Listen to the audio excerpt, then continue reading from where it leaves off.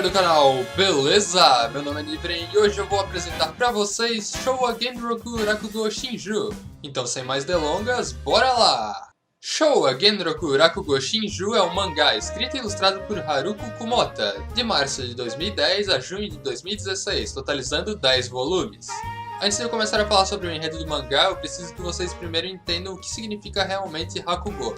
Rakugo é uma arte teatral onde um ator deve contar uma história enquanto interpreta todos os personagens presentes nela sozinho, e dentro de algumas condições.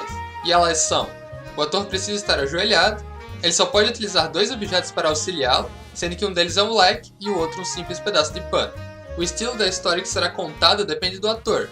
Existem aqueles que gostam de contar histórias mais engraçadas, enquanto outros preferem histórias mais dramáticas ou até mesmo assustadoras. Os personagens mais comuns nesse tipo de história são samurais, comerciantes, geishas, fazendeiros, fantasmas, bêbados e ladrões. Os primeiros registros dessa arte apareceram lá no século XIII, quando os monges utilizavam o artifício de contar histórias para tornar os seus ensinamentos mais atrativos para as pessoas.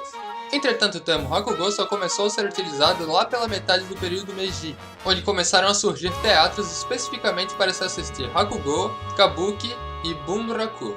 Entretanto, seu auge aconteceu no período Showa. E sim, o Showa do título do mangá se refere a esse período histórico, já que é nele que boa parte da história se passa.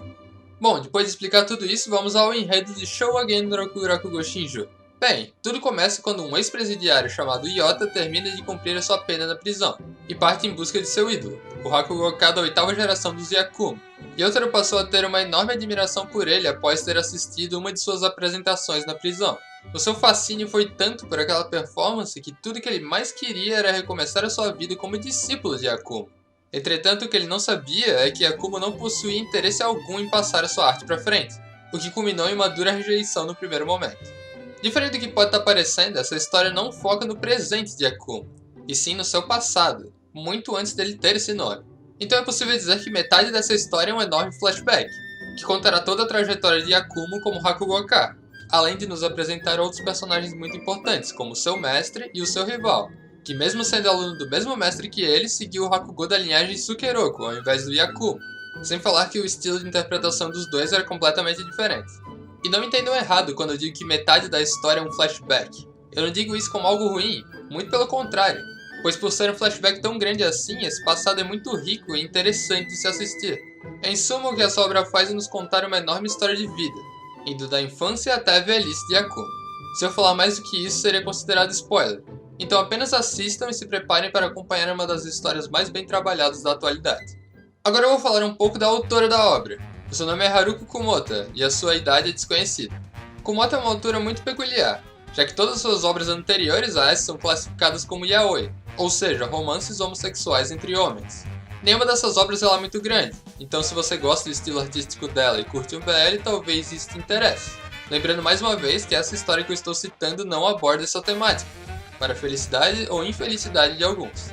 Até o momento, a única obra em andamento dessa autora se chama Itoshi no Nekoke, e sim, ela também é um BL. E pra quem tá curioso em saber o que ela acha do anime, eu já vou adiantando que ela amou ele. Em entrevista recente, Kumota mencionou que os dubladores escolhidos para os papéis principais fizeram um trabalho tão bem feito que ela poderia ficar escutando o Rakugo deles pra sempre. Em especial o Rakugo de Koichi Yamadera, que foi o dublador que interpretou o personagem Sukeroku. Pra ela, esse cara simplesmente deveria seguir carreira. Ela adoraria assisti-lo ao vivo em um teatro algum dia. Nessa mesma entrevista, Kumota afirmou que se inspirou em vários Rakugokas da vida real para criar o estilo narrativo de seus personagens. E além disso, ela falou mais um monte de coisa, mas eu não vou ficar falando tudo aqui. Então quem quiser dar uma lida na íntegra, eu vou deixar o link aqui na descrição. Então agora vamos à minha opinião com spoilers sobre a obra. Então se você não assistiu, pare esse vídeo aqui agora e volte só quando tiver terminado. Agora pra quem fica, bora lá! Na época que a primeira temporada do anime saiu, lá em janeiro de 2016, eu quase acabei não vendo ele. Eu fiquei sabendo por um amigo, e depois de ver o primeiro episódio, eu achei a moral daquilo fantástica. O jeito que a autora trabalha a relação entre os personagens é um treco fora de série. Sem falar que essa história conta tanta coisa que dá até pra chamar ela de ciclo da vida de animation. Porque tu vê a vida inteira do cara. Sem falar no seu legado pós-morte, que foi sensacional também. Outra parte muito bem trabalhada foram as consequências advindas da morte do Sukeroku e da sua esposa. Deixa toda aquela culpa nas costas do Yakumo durante anos, fazendo com que ele tivesse que cuidar da filha dele, sendo que ela o odiava por causa de tudo que aconteceu. Tudo que o cara queria era poder ter se matado há muito tempo atrás.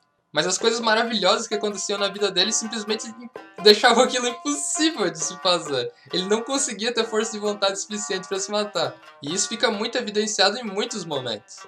Essa foi uma história realmente fenomenal. Eu fico realmente muito impressionado do fato do estúdio ter conseguido contar toda a história do mangá em 2 temporadas de 12 episódios, sem prejudicar nada.